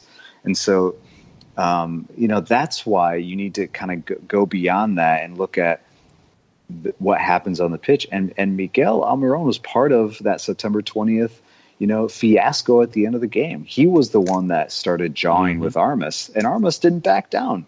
Armas was jawing at him too. And so that to me is I love that. I love it because that's when man, these two teams, they want to beat each other. They really want to beat each other. They know what's at stake. They know that they'll meet each other again, and that every result matters. And for Atlanta, Orlando, it will continue to be one of those things. But let's say Atlanta, Orlando meet and Orlando's winless, like Colorado. You can still potentially call it a rivalry game because records don't matter. But if Atlanta and New York come in and one team is just completely down and out of the picture, that might change. I asked the question, will that change? I don't know. Does that matter in a matchup where the two teams are used to being at the top of the table, getting the result against each other, and then using it against each other down the road in the playoff seeding or for supporters shield, etc. So I think those are the nuances between Orlando, New York Red Bulls, and Atlanta. All right, before we let you go, Felipe, what's your expectation for your Colombian U20 side that starts the World Cup today? I'm fired up. They're playing the host nation, which is never easy at any level and any age group. So that's difficult to do, but I think that'll be just fun to see. The home country, the host country, against my boys. But Colombia has. In Colombia, people are skeptical about this U20 team. They're just not sure. They scraped through. They're inconsistent. There's talent there. There's young talent. They're fast. They're technical.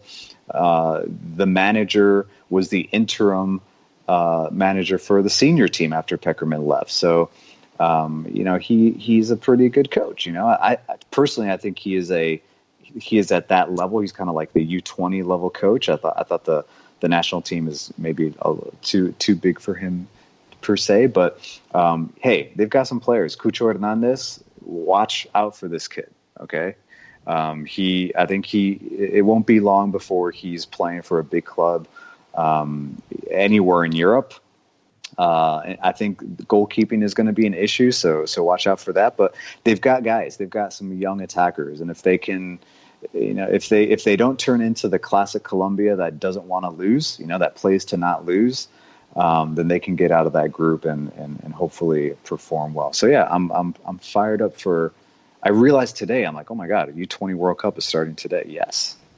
I know this crazy summer of soccer kind of kickstarts today with the U20s. You've got Copa America, Gold Cup, Women's World Cup. So much going on this summer to talk about. And there's a game tomorrow. Insane. There is a game. We haven't even talked about Real Salt Lake. That. Oh my gosh. Well, we're going to have a special edition tonight to get into it. So much to get into in that one as well. I think it's going to be a fun game, actually. I think it should be a really fun matchup between these two.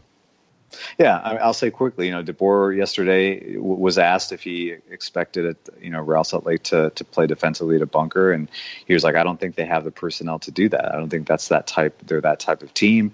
And I agree. I think they're at home, they're rested, they have attacking players throughout the pitch.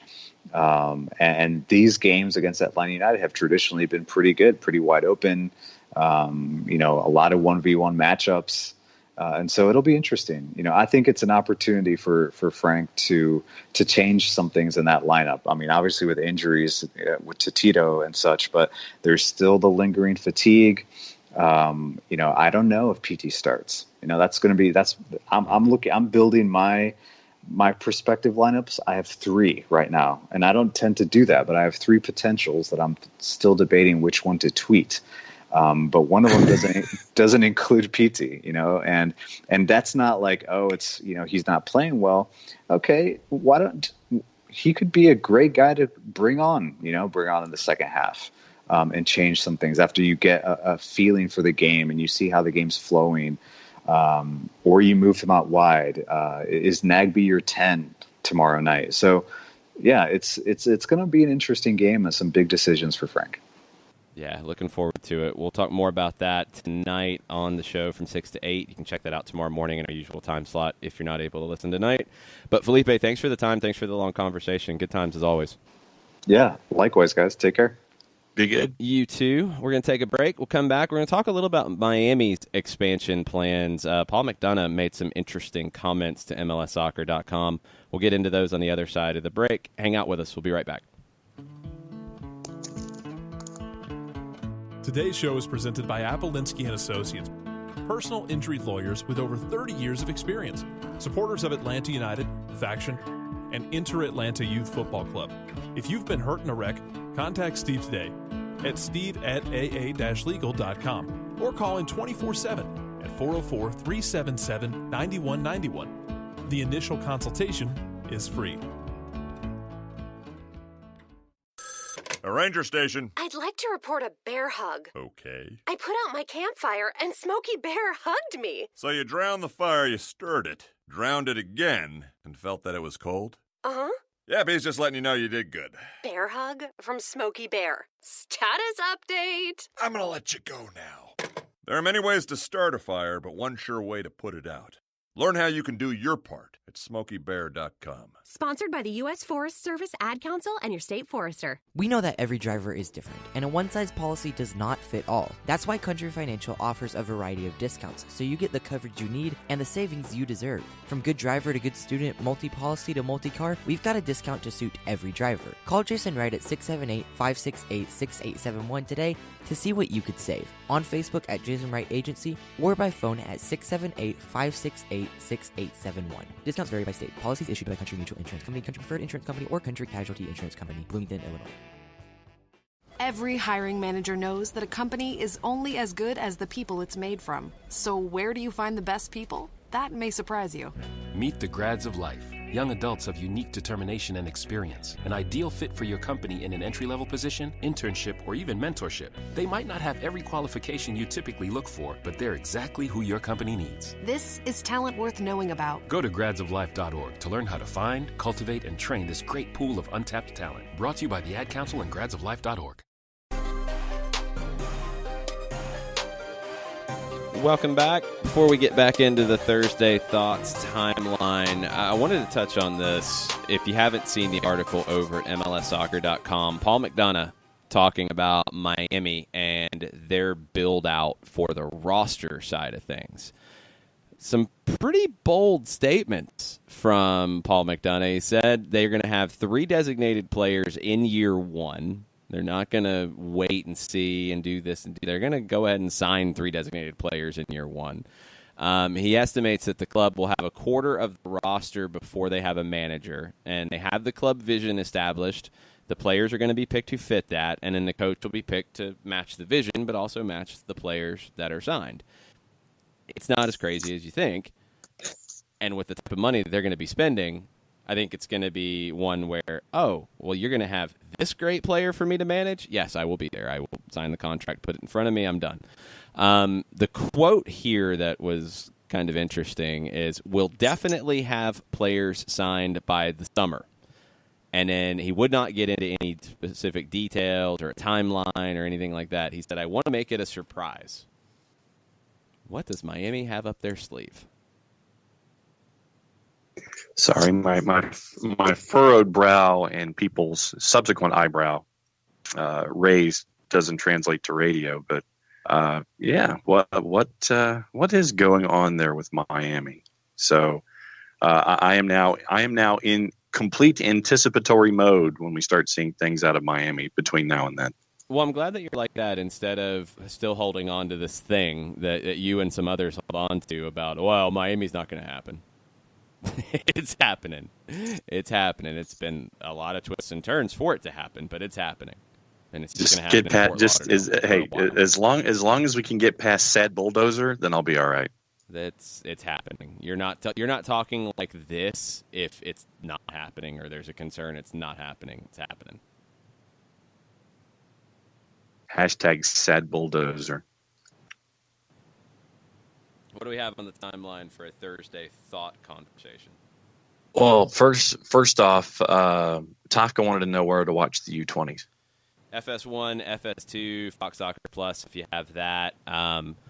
If you're looking for it in Espanol, Telemundo and Universal Sports, it's a Telemundo property. They have the games as well. But FS2 has Mexico, Italy to kick things off at noon, and then Poland, Colombia at 2:20.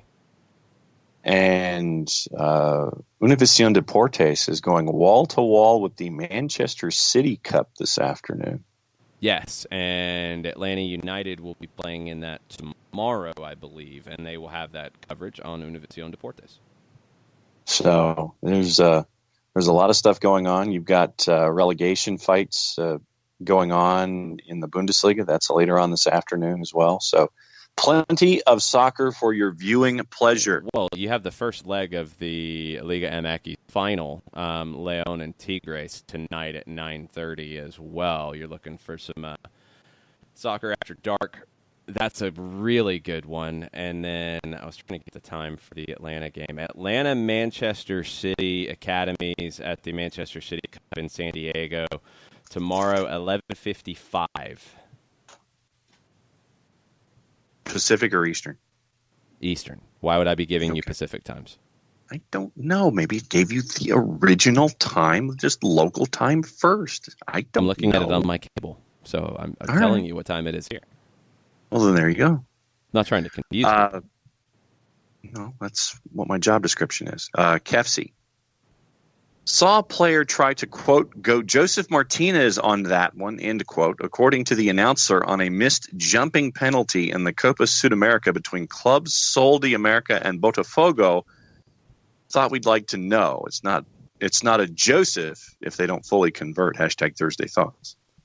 Yes, that is true. It's not a Joseph if they don't convert, but I do like that he is getting his recognition for it. Katie Weaver on Chad Marshall. Along with stout defending, he also scored goals, something Parky legend though he may be has not. Would love to see Atlanta United center backs be more of a scoring threat. Her question is for Thursday Thoughts, who will score the most goals among our center backs this year? This year, I still think it's Miles. Like, if he can get on the end of one of these set pieces, I think he's your guy. I almost had one because LGP's not really that guy, although he's got, a couple so far. Parkhurst hasn't scored one. If Parkhurst gets a goal, and I can't remember if it was, which game was it, that he had a really good opportunity lined up, a shot from distance. It might have been the Red Bull game. I was like, ooh, okay. Parky's just going for it. It's a good look for him from 25 yards out. It's like, have it. Yes. Take the shot. I think it's going to be Miles. And I think it's probably going to be on set pieces. Daniel Price asking both us and Felipe. So, Felipe, if you're still listening, how does Atlanta United shore up their finishing problem currently? Defensively, we're great, but we need to put away games. #Thirsty Thoughts. You just do it. There's not some like magic drill that they haven't been doing that will result in them scoring more goals. It's just converting your chances. It's just knocking them down. It's the same thing that shooters go through in the NBA. Sometimes you hit a slump and you're not hitting in the same way. You just have to double down and keep working at it. Sometimes your home run hitter isn't hitting it out of the park. Right now, that's what it is. If you weren't getting the chances, it's a different conversation altogether. Then you have to tweak some things. Are there some different types of chances you'd like to create that maybe change it? I don't even know if that's the case when it comes to Joseph, for example, because you look back at the couple of chances he had against the Red Bulls that he normally converts. It's the chances that he usually thrives with. So I don't even think it's a fact that he's not getting the type of service that he wants to get. It's just not falling right now, and you just keep feeding the man. You just keep feeding him, and you keep putting him in a position to succeed. You need to get some help, too, and that's the rest of the squad needs to convert as well. I mean, Tito can be a little more precise in the 18 and put the shot, take maybe that extra little second to place it rather than blast it. Same for Pitti when he gets his opportunities. Same for Julian Gressel because he's had some opportunities that he hasn't put away. Just that little extra bit of precision, that little extra bit of quality, and I do think that extra little bit of rest and freshness will help as well. And the last question on the board that gets us caught up on the Twitter is also from Daniel. He says he didn't get to see the match last night with Red Bulls. How was the match? It ended 2-2. Assume it was a nutty match. Yeah, it was nutty. Vancouver sat back and had 30% of the possession in the first half, and that meant New York had 70, and it looked like they didn't really know what to do with it. They didn't create a ton of great chances out of it. They get a goal in response to Vancouver hitting them on the break, and New York really struggled in that regard. Vancouver could have won the match at the very end. I was actually surprised they didn't get a better chance out of their final transition.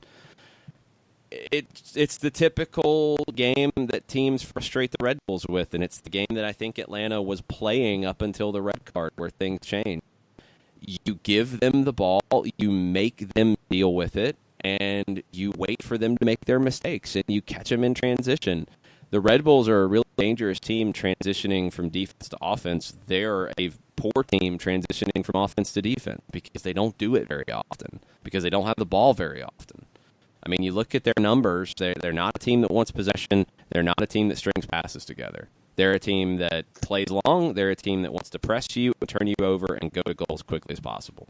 When you make them do something different, they struggle. Atlanta is even able to take it to that next level that after you've made them struggle and start to question themselves and shake their confidence, then you can play against them and string some passes together in their half and make them defend on their heels. That's where the game was turning. When the red card happened, then the expectations change. And it's a lot harder to say, okay, even though we have a man advantage, we're going to give them the ball and we're going to make them do this. It's a little bit harder to make yourself do that. I kind of wish Atlanta had stuck with that. And if it ends up in a draw, it ends up in a draw. But you limit the chances for the other team to hurt you. Red Bulls are a good team transitioning when they cause you to turn the ball over. Other than that, they have a lot of frailties. And Vancouver exposed some of that. Vancouver in that match should not have been able to go to Red Bull Arena and get a result, but they did. Well, I mean, you had thought of this going in that it was going to, you had a good gut feeling it was going to be a trap game for Red Bulls, didn't you? Yeah, because that's how Vancouver was going to play it. And that's what the Red Bulls struggle with. That still doesn't mean it should have happened. The Red Bulls are a better team. They should be able to beat a Vancouver team that arrived at 2:30 in the morning. Have another way to play. And that's the problem with a pressing team. They are very limited in their approach. A pressing team can't make the slight alterations in the way they play that you see Atlanta make and you see other teams make. A pressing team is a pressing team. Flat out. That is what what they do, and that's all they know how to do. When you try to do other things, you struggle. You're so built on one way to play. That's just how it is with that style. I think it can be very effective, but I also think it can be very limiting. And when opponents just completely commit and sell out to the fact we're not going to play our game if we're a possession team, and we're going to give you the ball, and we're going to make you do something with it. I think pressing teams, when you do that to them, they don't know how to handle it. And the Red Bulls are a prime example. It's what's happened in the postseason. It's what's happened in CONCACAF Champions League. It's what's happened in big games for them. You make them play with the ball at their feet, they're going to find ways to have issues with it. And now they've got a couple days to kind of figure things out before they get to Cincinnati. Once again, reminder, we're going to have an evening show tonight. Evening show, 6 to 8 is what we're looking at? Yes, and that will be our preview for the weekend and our preview for RSL specifically. So we'll get deeper into the matchups and things to watch for in that, and things to watch for this weekend tonight. So get your specific Atlanta Real Salt Lake questions ready for that, and any other questions about the weekend in MLS or in WSL or with the US U20s or anything else on your mind. And yeah, there's a lot of U20 stuff going on. There's Manchester City Cup, so it's going to be a very, very busy, full. Use the quote unquote last button, not the last button, not the in sequence last, but the last or the previous button on your remote, because it's going to come in handy today when it comes to everything going on the television when it comes to the soccering. So it's going to be a busy, fun afternoon. And tonight we're going to get everybody caught up on RSL and all the stuff that we have there. So it has traditionally, when these two teams, because I remember the last trip out to Rio Tinto was the Brandon Vasquez goal late, correct? Yes. So it's always been fun, and you're predicting fun. We're going to get into that more in depth when it comes to this match when you're going to be on a plane. So that's that Thursday night show is going to air during Friday as well. So, well, no, for those Thursday of you that night miss show it is live, going to air Thursday night. If you just can't listen to it tonight, you can check it out in the morning. Yes, it is live. It will be live tonight. Yeah, live tonight on tape from that moment forward, because somebody's going to be on a plane and getting ready to go call a match at Rio Tinto. And that's, like I said, it's going to be a fun environment. I think it's going to be a pretty fun match going up against. I assume Nick Raimondo is going to start. So. Be the last opportunity last week. Yes. Yeah. So it'll be fun to see him in his last season with MLS. So I think it'll be a treat for you and Mike. It'll be fun. It's a great stadium. Looking forward to seeing it for the first time, and should be a great atmosphere for an entertaining match. We're gonna take a break. Come back. Final question. Final Thursday thoughts from y'all this morning. Right after this. As a business owner, you know that every year brings new challenges and opportunities. The success of your business demands expertise and focus. And Country Financial can help you keep that focus by helping ensure you have the right insurance protection in place to meet your goals. Jason Wright can help you create a customized insurance plan that has coverages designed just for your business. Give Jason a call at 678-568-6871 or reach him on Facebook at Jason Wright Agency. Coverages vary by state. Policies issued by Country Mutual Insurance Company, Bloomington, Illinois. Got issues with youth or high school sports? Positive Coaching Alliance can help. PCA is a national nonprofit working to transform youth and high school sports so that every child has a positive character-building youth sports experience. PCA provides live and online workshops to train double-goal coaches whose first goal is winning and whose second, more important goal is teaching life lessons through sports. PCA also has workshops for parents and high school student athletes. For more information, please visit positivecoach.org. If you've been hurt in a car wreck, contact my friend Steve Apolinski of Apolinski & Associates. He's been representing individuals for over 30 years throughout Georgia and Alabama. Email him at steve@aa-legal.com or call him 24/7 at 404-377-9191. The initial consultation is free.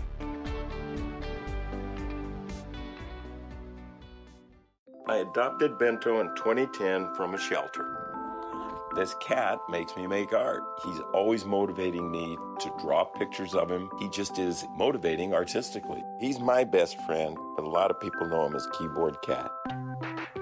Keyboard Cat, YouTube star and shelter pet. Amazing adoption stories start in shelters. Start yours today. Visit theshelterpetproject.org to find a pet near you. Brought to you by Maddie's Fund, the Humane Society of the United States, and the Ad Council.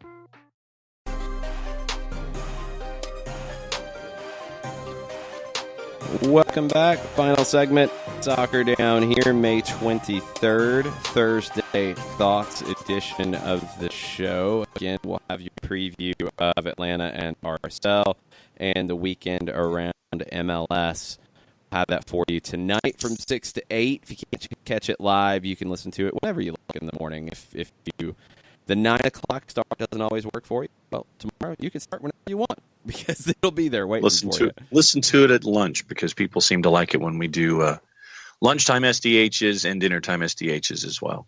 Yes, it is another one of those weeks, and this is the last trip for a little while, which I am looking forward to. It will be nice to not be thinking about the next trip a couple days after you arrived from the last trip. So, yeah, it's been hectic lately. Couple games last night outside of league play that involved MLS teams. You had Real Betis in D.C. to face D.C. United at Audi Field, and Betis kind of dominated that one. 5-2 was your final. Griffin Yao, the 16-year-old, he's a U17 U.S. international. He was one of the players that stood out for DC in this one, but Betis won 5-2 in a pretty dominant performance from them. And they did play a lot of their regulars here. It's that weird set of friendlies. Like, these are just so, to me, strange to call, because it's not the start of preseason, it's the end of the current season. So how seriously the team take it? Betis took it pretty seriously, and DC United did not necessarily when you look at the lineup. There's no one Rooney. Lariola played a good bit, but you saw a lot of rotation other than that. Alexis Segura played 32 minutes. Nosy Birnbaum. It's kind of one of those, like, all right, it's a fun night out. I'm trying to find the release that was put out by Minnesota United after their match last night, because I wanted to read the headline for the Minnesota United match when that information was released last night. So when my computer decides to not lock up on me here, then I will read it to you. Well, they lost 1-0 to Hertha Berlin in the first international played at Allianz Field. Again, you're talking about a lineup that was pretty heavily rotated. Kevin Molino came out at halftime, and there was a little bit of a concern about injury for him, which is a shame because he's just coming back from a long-term injury. So hopefully this match is not going to be remembered for Molino injuring himself again for the Loons. Yeah, and obviously you're going to keep an eye on that over the next couple days for Minnesota and everything else going forward. And there was another thought that I had in my head about last night that has if you haven't had the chance, WMAZ down in Macon, they had Jonathan Perez did a bit of a longer form piece, 13WMAZ.com, their weekend sports guy. And it's on the impact of Atlanta United. And he had a Central Georgia kind of pulling back of the curtain. And it was through the eyes of what everyone up here sees on a regular basis. But now he caught up with the academy director for Macon Soccer Club, Adrian Juarez, who's a fan of Atlanta United. And it's a good pulling back of how Atlanta United is impacting things, not just in the Atlanta market, but in other places as well. So if you've got a couple minutes, go check out Jonathan's piece at 13WMAZ.com about what Atlanta United's doing down in Macon and in Central Georgia too. Good stuff. Yeah, and we haven't really had a chance to talk about our experience calling the high school state championships, half of them for GHSA. They were on the NFHS network, and those games are actually still there. If you know anybody from any of the schools, whether you were, the schools who played at McEachern or the schools that played at Macon, some really good games and good soccer on hand for all of it. What has kind of surprised me over the 3 years I've been doing it is, one, the growth of the atmosphere around it and the atmosphere in the stands. You're seeing these high school games have a professional feel to them in the stands, with a lot of noise, really pretty raucous atmosphere. It's great. And fans travel in a pretty good way to do that and support their school, whether they're students or parents or just members of the community who are out to support their teams. That's really cool to see high school soccer drawing that type of response. The play on the field, too. I mean, I think we're starting to see teams that are more diverse in the way that they play. It's not the old school kick and run, kick and chase, all about athleticism, all about size and speed.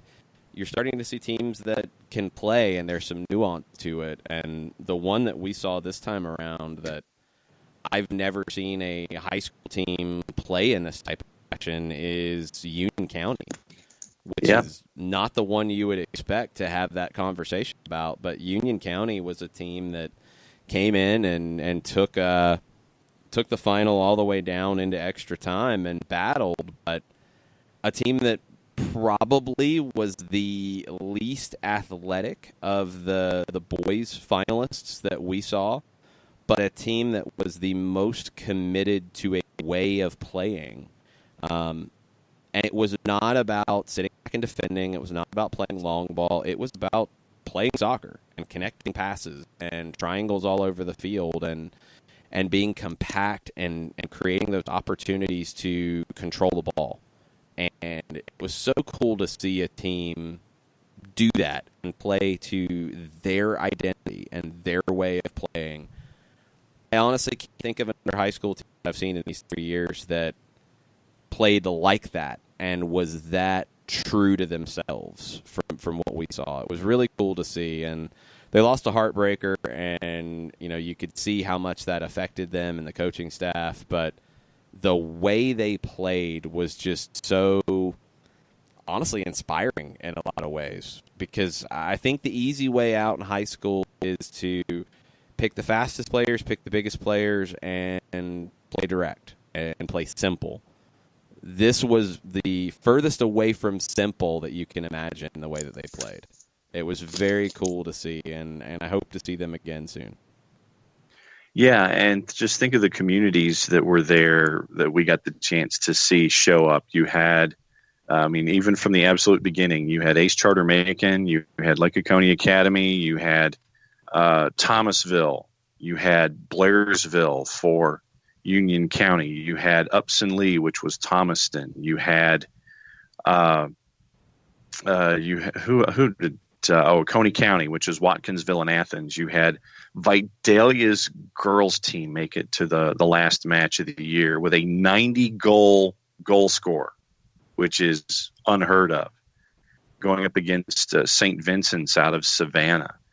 And you got to see Fayette County really show up with McIntosh, and we all know about their pedigree, and Stars Mill and Whitewater, and a lot of different places got to show up and show out. And for me, it was fun to see that aspect of it, when you had all of these different places. GMC out of Milledgeville was a part of it too, and seeing them get a win. So for me, I got as much enjoyment of seeing each community being represented than just as much as what we got to see them do when it came to their style of play. I just thought it was really cool. And the Minnesota United headline, MNUFC depth on display, and 1-0 loss to Hertha Berlin. That's one way to put it. Yeah. Yeah. And they still didn't use 3 of their subs. Yeah. Well, the high school game's growing across the state, and it's only going to continue to grow. And Atlanta United's impact has had a big hand in that. A lot of Atlanta United jerseys and bumper stickers and magnets on cars all down in Macon. And very, very cool to see players playing and showing things that you've seen, Joseph Martinez do, or the swagger of Tito Villalba, and or Alejandro Gonzalez Perez, and the organization you've seen from other players. It's very, very cool to see how having a top-level professional team is inspiring not just the high-level youth game that we all know, but the high school game as well. And I think there's a ton of opportunity for Georgia high school soccer to continue to grow, but it's taken some dramatic steps in the last couple of years, and it's only going to continue to get bigger when you've got your Vidalias and your Thomasvilles and your Union counties, and to go along with the ones that have already made that step, and your teams from the Dalton area and your teams from the Gainesville area, along with your Metro Atlantas and your Savannah areas that have been there before. It's only going to continue to grow in new places and new schools and new programs, and the game's only going to get better for it. So looking forward to it, and it was a great opportunity to be involved with it over at NFHS and the GHSA. So already can't wait till 2020 and hope to see it continue to grow even further. That's it for this morning. One more. Go ahead. Okay, go ahead. One more thing before we go. Katie Weaver, back to the album discussion real quick. Oh, and Stunners ACUS was Allison Krauss in Union Station. Yeah, that makes a little before more we sense. go. Yeah, Katie Weaver, late here on the album question, mentioned Jeff Buckley's Grace. Good one, yes. Automatic for the People. Yes, of course. And a recent True album, each song is a capítulo. Rosalia's El Mar Querer. Honorable mention, Chance the Rapper's Coloring Book. Okay. I'll throw an honorable mention at I'm trying to remember the name of the album exactly. It was The Streets, which is an English rapper, garage artist. And I think the album was called A Grand Don't Come for Free. And it's a concept album, so like you really do need to listen to it from front to back, because it's one big story with lots of little sub-stories in it. Really cool the way they put it together. That was one that I thought of after all this. When you talk about an album you listen to from beginning to end and you don't skip, it was structured to do that, and it worked. It really did work. Yeah, it was very cool. So thanks, everybody, for chiming in on that stuff. Thanks for everybody arguing about your favorite Batman actors and 80s action movies and all of those types of things that sometimes happen on the show. Tonight, 6 to 8, we'll be talking Atlanta and Real Salt Lake. We'll be talking about your MLS preview for the weekend as well. Until then, mucha plata, y'all. Mucha lunch, y'all.